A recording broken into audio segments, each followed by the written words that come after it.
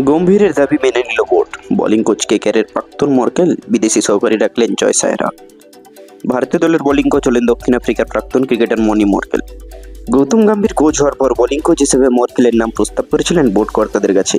শেষ পর্যন্ত তার ইচ্ছাকে মর্যাদা দিল বিসিসিআই কর্তারা। ভারতীয় দলের সহকারী কোচ হিসেবে বিদেশি কাউকে নিয়োগ করতে প্রথমে রাজি ছিল না বিসিসিআই। বোর্ড কর্তারা ভারতীয় সহকারী কোচ নিয়োগের পক্ষে ছিলেন। তা নিয়ে গম্ভীরের সঙ্গে তাদের দীর্ঘ আলোচনা হলেও প্রথমে সমাধান সূত্র পাওয়া যায়নি। তবে শেষ পর্যন্ত কোচের ইচ্ছা মেনে নিলেন বিসিসিআই কর্তারা। আইপিএল ফ্র্যাঞ্চাইজি লখনৌ সুপার জায়ান্টসের বোলিং কোচ ছিলেন মনি মর্কেল। তারও আগে দুজনে একসঙ্গে কলকাতা নাইট রাইডার্সের আইপিএলে খেলেছেন। সেই সূত্রে মর্কেলের সঙ্গে কাজের যথেষ্ট অভিজ্ঞতা রয়েছে গম্ভীরের।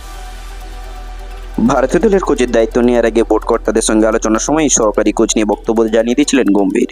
তার সব দাবি বোর্ড কর্তারা মেনে নিলেও বিদেশি সহকারী কোচ নিয়ে তাদের আপত্তি ছিল। অন্যদিকে গম্ভীরও নিজের দাবিতে কিন্তু অনড় ছিল। শেষ পর্যন্ত তার প্রস্তাব মতো মর্কেলকে ভারতীয় দলের বোলিং কোচ হিসেবে নিযুক্ত করল বিসিসিআই। গত শ্রীলঙ্কা সফরে ভারতীয় দলের সঙ্গে বোলিং কোচ হিসেবে গিয়েছিলেন সাইরাজ। তাকে অন্তর্বর্তী বোলিং কোচ হিসেবে নিয়োগ করা হয়েছিল।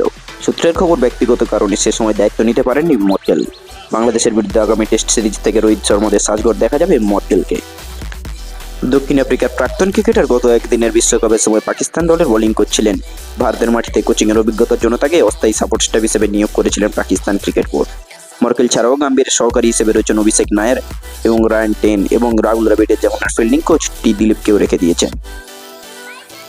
বন্ধুরা, বিসিসিআইয়ের এই সিদ্ধান্তে আপনাদের কি মতামত অবশ্যই কিন্তু কমেন্ট করে জানাবেন আর চ্যানেলটিকে সাবস্ক্রাইব করে রাখবেন। চলুন দেখা হচ্ছে নেক্সট ভিডিওতে।